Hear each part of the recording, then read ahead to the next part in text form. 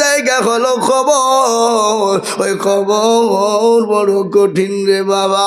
আল্লাহর নবী বিশ্ব নবীর ঘোষণা, নবী আমার মা খাদিজাতুল কুবরা রাদিয়াল্লাহু তাআলা আনহা উরুর উপর মাথা দিয়ে শোয়া। নবী বলেন খাদিজা রে, ও খাদিজা, তোমার চোখে কেন পানি একটু বলবা? রাসূলুল্লাহ বললেন খাদিজা, তোমার চোখে পানি কেন একটু বলবা? খাদিজা বলে নবী গো, আমি কেন কান্না করি আপনি জানেন না? বলে খাদিজা আমি জানি না, মনে হয় তোমার শাড়িখানা ছেড়ে গেছে, সেলাই করার কোনো জায়গা না। আমি তোমার এমন একজন স্বামী, আমি তোমাকে এখন শাড়ি কিনে দিতে পারি না। খাদিজা বলেন ইয়া রাসূলুল্লাহ, নবী গো, আমি এই জন্যে কান্না করি না। বলে কেন তুমি কান্না করো? বলে নবী গো, আমি কেন কান্না করি আপনি শুনবেননি? বলে ও খাদিজা শোনো শোনো, আমি বুঝতে পেরেছি তোমার বাড়িতে 3 দিন কোনো চুলো জ্বলেনি। চুলো বোঝেন তো আপনারা নাকি? বোঝেন না? চুলো। ও খাদিজা, তোমার বাড়িতে 3 দিন চুলো জ্বলেনি, এই জন্য তুমি কান্না করো নাকি? খাদিজা বলেন ও রাসূলুল্লাহ, নবী গো, আমি 40 মণ স্বর্ণ আমি আপনার হাতে তুলে দিলাম, আমি কোনোদিন আপনাকে জিজ্ঞাসা করিনি। ওগো নবী, ওগো হাবিবুল্লাহ, ওগো দয়ার নবী, মায়ার নবী, আমি কোনোদিন আপনাকে বলিনি আপনি কোন পথে খরচ করলে। ও দয়ার নবী, মায়ার নবী, ওগো রহমতের নবী, তিনি তো রহমতের নবী। আল্লাহ কোরআনে বললেন ওয়া মা আরসালনাকা ইল্লা রাহমাতাল লিল আলামিন। আল্লাহ বললেন আমার নবী হলেন রহমতের নবী, আমার নবী হলেন মায়ার নবী, আমার নবী হলেন দয়ার নবী। কত আছে না? আল্লাহর নবী, মায়ার নবী গো, আপনি নবী আমার জীবনের জীবন। আল্লাহর নবী, মায়ার নবী গো, আপনি নবী আমার জীবনের জীবন। আপনি রহমত, আপনি আমার জীবন সাথী, অন্ধকার কবরের বাতি, আপনি হইলেন দুনিয়ার দর। আল্লাহর নবী, মায়া নবী গো, আপনি নবী আমার জীবনের জীবন। আপনি রহমাতাল লিল আলামিন, আপনি উম্মতের জামিন, আপনি হইলেন গুনাহগার উম্মতের আপনজন। আল্লাহর নবী, মায়া নবী গো, আপনি নবী আমার জীবনের জীবন। দেখিয়া আপনার মজেজা, ভগবতী হলেন খাদিজা, দেখিয়া আপনার মজেজা, ভগবতী হলেন খাদিজা, সৌফা দিলেন জীবন যৌবন। অমল দৌলত ছিল আপনাকে সৌফা দিল, আপনাকে বানাইল পুঞ্জ। আল্লাহর নবী, মায়া নবী গো, আপনি নবী আমার জীবনের জীবন। তিনি তোমার নবী, রহমতের নবী। ও মুসলমান, আমি আপনাদেরকে শোনাই, আল্লাহ নবী বিবি খাদিজাতুল কুবরা বলেন নবী গো, আমি কেন কান্না করি আপনি শুনবেন। রাসূলুল্লাহ বললেন খাদিজা কেন কান্না করো? বলে নবী গো, ওই কবর বড় ভয়ানক, কবর বড় কঠিন। ওগো নবী ওই কবর এত কঠিন এত ভয়ালো যে কবরে বিছানা নাই, কোনো আপনার বাতি নাই, যে কবরে লাইট নাই, কবরে বন্ধু নাই বান্ধবী নাই, ওই কবর বড় কঠিন। ওগো নবী আমি ওই কবর দেখে বড় ভয় হয়। আমি আপনাদেরকে বলে যাই বন্ধু, অনেকের আদরের সন্তান, অনেকের ভয়, অনেকের মা, অনেকের বাপ কবরে চলে গেছে, চাতক পাখির না তারা তাকিয়ে দেখছে, তাদের সঙ্গে কিয়ামত পর্যন্ত দেখা হবে না। আমি আপনাদের কাছে বলবো বাপ, এটা মসজিদের উন্নতি কল্পে জালসা। আমি 2 মিনিট 5 মিনিট আপনাদের কাছে বলবো, আপনারা 25,000 10,000 20,000 5,000 50,000 দিয়েছেন। আমি আপনাদেরকে বলি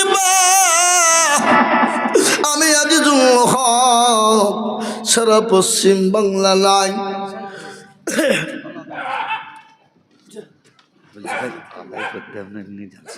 না আমি খানিক বুঝলে 2 বলবো না,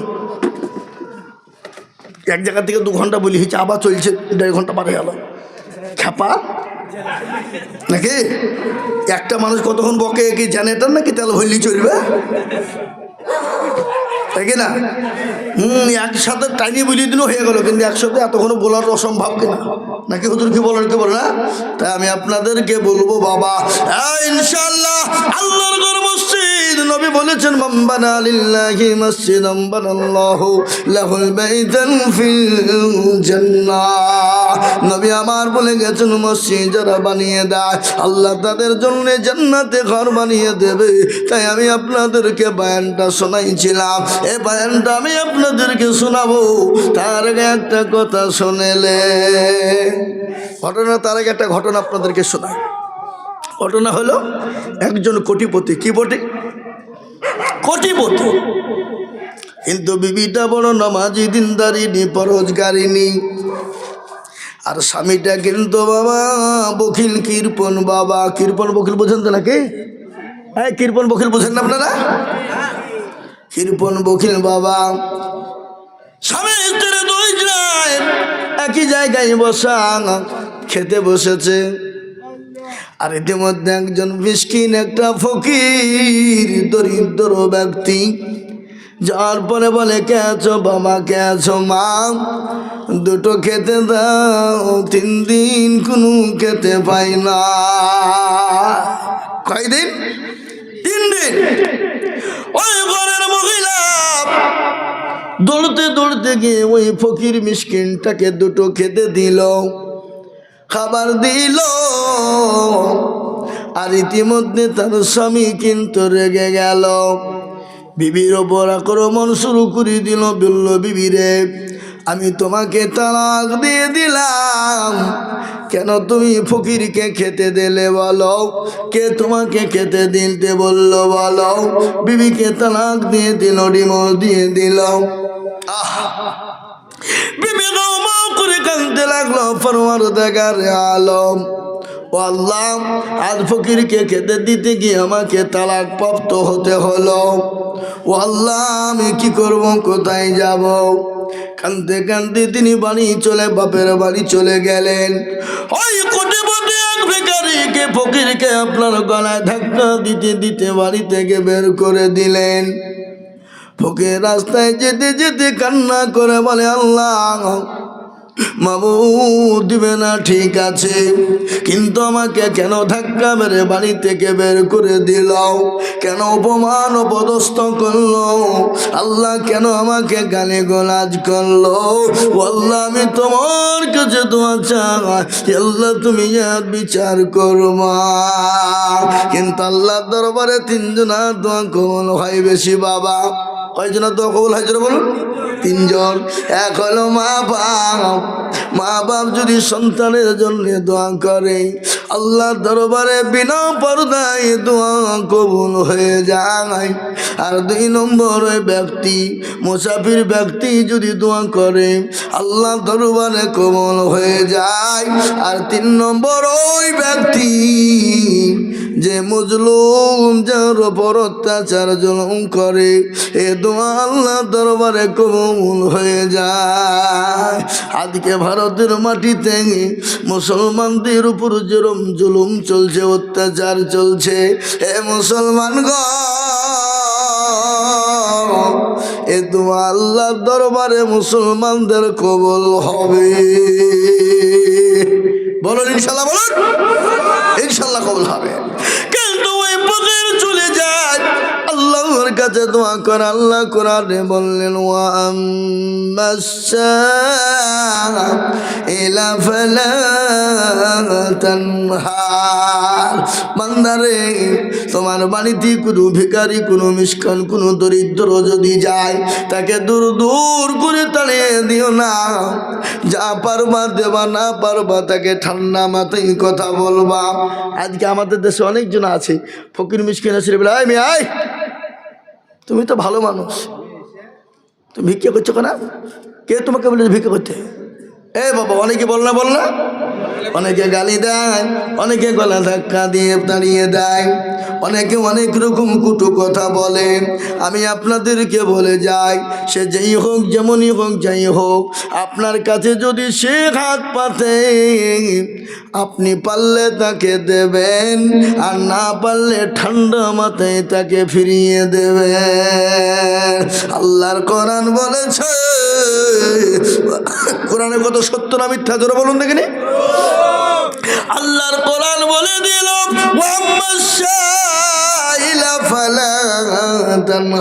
খবরদার সাইল ব্যক্তি, ফকির ব্যক্তিকে ফিরিয়ে দিও না, তাকে তাড়িয়ে দিও না, তাকে গালি দিও না। ওই ভিখারি ব্যক্তি যখন চলে গেল, এদিকে বিবি তালাক হয়ে গেল, যিনি চিন্তায় এক পুত পড়ে গেল। বাবা, একদিন দুদিন, এক মাস, 2 মাস, 1 বছর, 2 বছর, 3 বছর কেটে গেল। ওই মহিলার কিন্তু অন্যজনের সঙ্গে বিবাহ হলো, সেও কিন্তু কোটিপতি। এ বাবা, স্বামী স্ত্রী কিন্তু আপনার শুরু হয়ে যায় সংসার করতে। একদিন, 2 দিন, 3 দিন, 4 বছর, 5 বছর যখন কেটে গেল, কিছুদিন পর একজন ভিখারি ওই কোটিপতির বাড়িতে এসে বলে, কে আছো বাবা? 5 দিন খেতে পাইনি, খেতে দাও। যখন বলে, স্বামী বলে, বিবি রে, ঘরের ভিতরে যা কিছু আছে নিয়ে গিয়ে ফকিরকে কিছু দাও। ফকিরকে ওই মহিলাও যখন দিতে যাবে, মহিলা ওই ফকিরের চারদিকে তাকিয়ে তিনি অজ্ঞান হয়ে যায়। সাবেক স্বামী যিনি ছিলেন, স্বামী এসে বলেন, বিবিকে বললেন, এই ফকির বল, আমার বিবিকে কে বলেছি, কি গালি দিয়েছি, আমার বিবি কেন অজ্ঞান হয়ে গেল? বিবি সব ফকির বলে, আমি কিছুই বলি না, কিছুই বলি না। আপনার পানি দিয়ে বিবির যখন জ্ঞানটা ফিরে গেল, বিবিকে বললেন, বিবিরা, বিবি, এই ফকির তো কি তোমাকে কিছু বলেছে নাকি? তুমি অজ্ঞান হয়ে গেলে কেন? বিবি বলেন, স্বামী গো, আমাকে সে কিছু বলে না, তুমি অজ্ঞান হয়ে গেলে কেন রে? বিবি বলে, স্বামী, ইনি আমার প্রাক্তন স্বামী ছিলেন। আল্লাহ তাকে এত কোটি টাকার মালিক করেছিল, এত সম্পদের মালিক করেছিল। আল্লাহু আকবার, বড় লম্বা কাহিনী গো স্বামী। আমি একজন ফকিরকে ভিক্ষা দিয়েছিলাম, এই ভিক্ষা দেওয়ার কারণে আমার এই স্বামী আমাকে তালাক দিয়েছিল। আজকে আমি তালাক প্রাপ্ত বিবি, আজকে সেই স্বামী আমার সামনে হাজির, তাকে আমি ভিখারি হিসাবে খাবার দিতে গিয়ে দেখি আমার পুরনো স্বামী, আমি দেখে সঙ্গে সঙ্গে অজ্ঞান হয়ে গেছি। এই সাবেক স্বামী তখন বলে, বিবিরা, যে ফকিরকে খেতে দেওয়ার জন্য তোমাকে তালাক প্রাপ্ত হতে হয়েছিল, ও বিবি, সেই ফকির হলাম আমি। আল্লাহ আমাকে কোটিপতি বানিয়েছে, আল্লাহ আমাকে ভিখারি বানিয়ে দিয়েছে। তাই তো কবি বলেছে, নদীর কোল ভাঙে অকুল ঘরে, এই তো নদীর ও খেলা,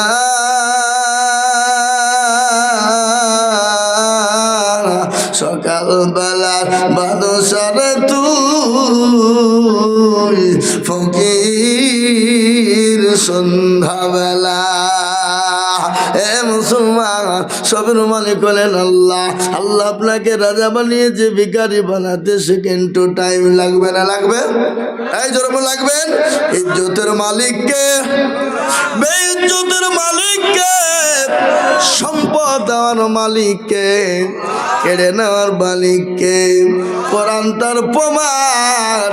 কুলিল্লাহুম্মা মালিকাল মুলক তুতিল মুলকা মান তাশা ওয়া তানজিউল মুলকা মিম্মান তাশা ওয়া তুইজ্জু মান তাশা ওয়া তুজিল্লু মান তাশা ওয়া বিয়াদিকাল খায়র ইন্নাকা আলা কুল্লি শাইইন কাদির।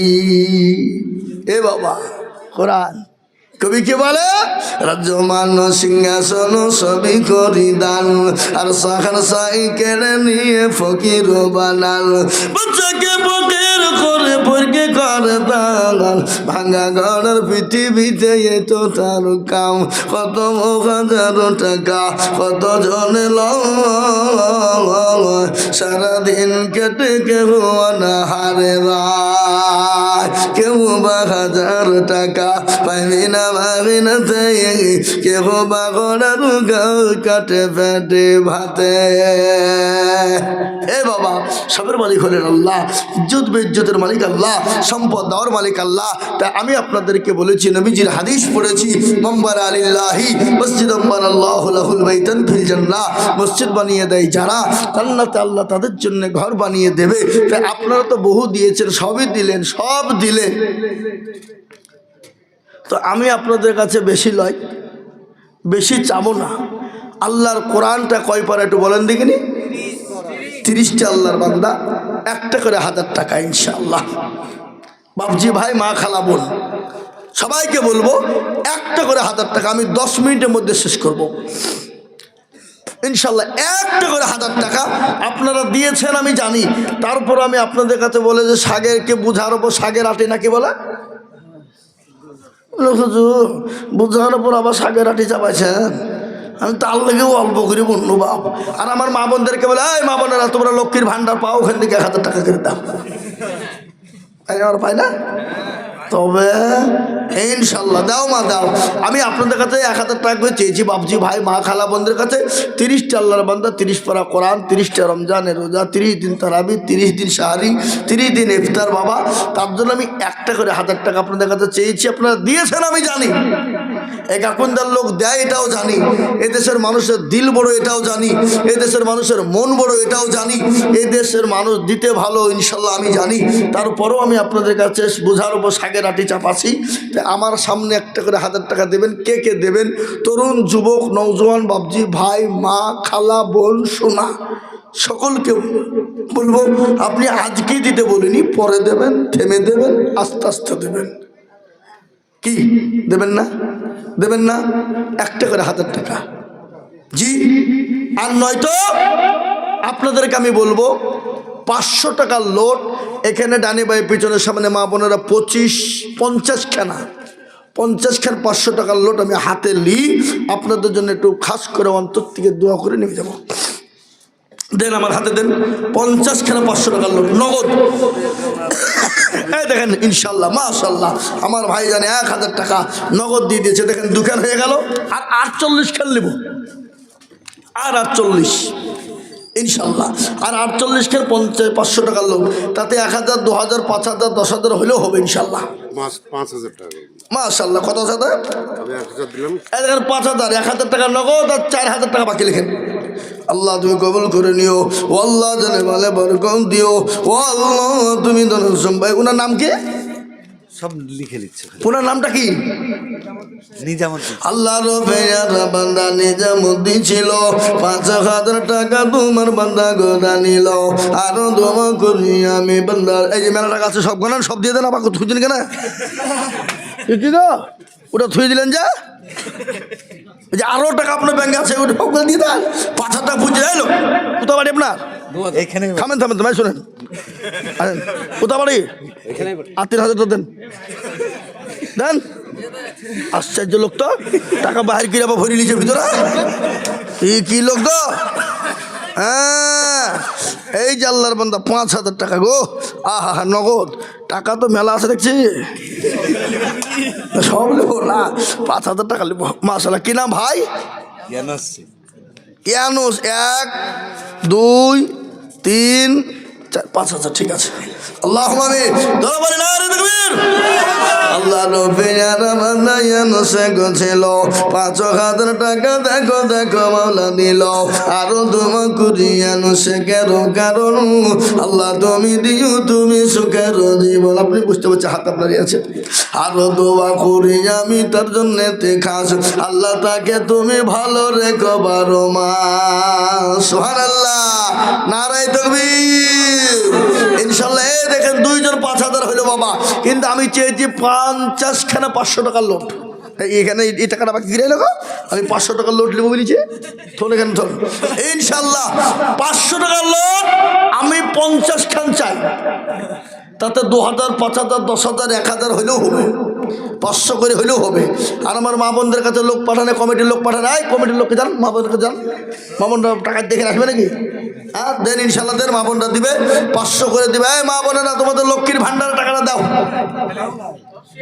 1,000 টাকা করে দাও ইনশাল্লাহ। ভাই আপনাদের তো দিয়ে দিয়েছেন, কেউ হবে না? এই কমিটির লোক আপনার ঘরে পয়সা দেন, একজনও দেয়নি। এই কমিটির লোক হলে যারা ঘরে পয়সা দিচ্ছে, হ্যাঁ কেরামান কাতিবিন লিখছে, একজনও দেয়নি। ইনশাল্লাহ যেমন মানু চাল চাল রে ভাই ধরে 2টি আঁখি, বলবো নাকি 50 কে 500 টাকা হোক তবে তো বলবো, এমনি বলবো অত সহজ নয়। এক গজলে 1 লাখ টাকা আদায় করে বললে হবে না। যে কারো ভরসে আছো রে মন কেসের এত মায়া, এত সাদের বাড়ি তোমার ভেঙে যাবে বাসা। ও তোর গলা যৌবন পোড়ায়া যাবে, যৌবনে লাগিবে ভাটি, ওই যে ডাকিতেছে গো খবরের বাটি, ওই যে ডাকিতেছে গো খবরের মাটি। সন্ধ্যার আগে যেদিন ডুবে বেলা, এক পলকে ভেঙে যাবে তোমার রঙ্গেরি মেলা। কার তুমি ধম দিবা, কার মাথায় ভাঙবা লাঠি, ওই যে ডাকিতেছি তোমায় খবরের মাটি, ওই যে ডাকিতেছে গো খবরের মাটি। খবর পেয়ে আসবে আত্মীয় স্বজন, তোমার চারি পাশে বৈশা করিবে কান্দ, ও তোমার সাজায়া দিবে মনের মতো, সাজায়া দিবে মনের মতো, কি সুন্দর পরিপাটি, ওই যে ডাকিতেছি তোমায় খবরের মাটি। এবার খবর প্রতিদিন ডাকে না, জোরবন ডাকে না, ডাকে না, প্রতিদিন খবর ডাকে। তো কই ভাই আপনারা আর দিবেন না, দিবেন না? ওখানে আমি ওখানে যে আমি চাচ্ছি গো টাকা, ওখানে দেখ দেখ দেখ, ওখানে দিলে হবে। ঠিক আছে, টাকা তো ওখানেই যাবে না, হ্যাঁ ওখানেই যাবে, ওখানে দিলে হবে, কোনো ব্যাপার নাই। তো যা হোক, আমি আপনাদেরকে বলি ভাই, যেই হন, যেমনই হন, যাই হন, যেরকমই হন, দয়া করে যতদিন বাঁচবেন নামাজ ছেড়ে দেবেন না। আর শিরিক কাজটা যেন আমরা জীবনে না করি। মরতে দাম তাক যতদিন বেঁচে থাকবো শিরক করব না, বলুন ইনশাল্লাহ। আরো জোরে বলুন ইনশাল্লাহ। শিরকের বড় গুনাহ বাবা, মস্ত বড় গুনাহ, মারাত্মক গুনাহ। এ শিরকের গুনাহ আল্লাহ কোনোদিন ক্ষমা করবে না। আপনি কোনো কারণবশত নমাজ পড়তে পারেননি, কোনো কারণবশত, আপনারা ভুল ব্যাখ্যা অপব্যবহার করেন না। মানে হুজুর কি রে নামাজ পড়তে মানা করে গেল আমাদেরকে, না, আপনি ভুলবশত কোনো কারণবশত আপনি নামাজ পড়তে পারেননি, আল্লাহ ইচ্ছে করলে আপনাকে ক্ষমা করে দিতে পারে। আপনি কোনো কারণবশত রোজা করতে পারেননি, আল্লাহ আপনাকে ইচ্ছে করলে ক্ষমা করে দিতে পারেন। কিন্তু আপনি জেনে বুঝে যদি আপনি শিরক করেন, আল্লাহ আপনাকে জীবনেও কোনোদিন ক্ষমা করবে না। আল্লাহ রহমতের দিকে, আপনার চেহারার দিকে তাকিয়েও দেখবে না। আমাদের অভিভাবক একজন, তিনি হলেন আল্লাহ। কি বলছেন আপনারা বলুন? আর আল্লাহ ছাড়া আমরা কারো কাছে মাথা নত করিনি, মারতে দম তক কিয়ামত পর্যন্ত গর্দান দিয়ে দেব, তারপরও মাথা নত করব না, বলুন ইনশাআল্লাহ।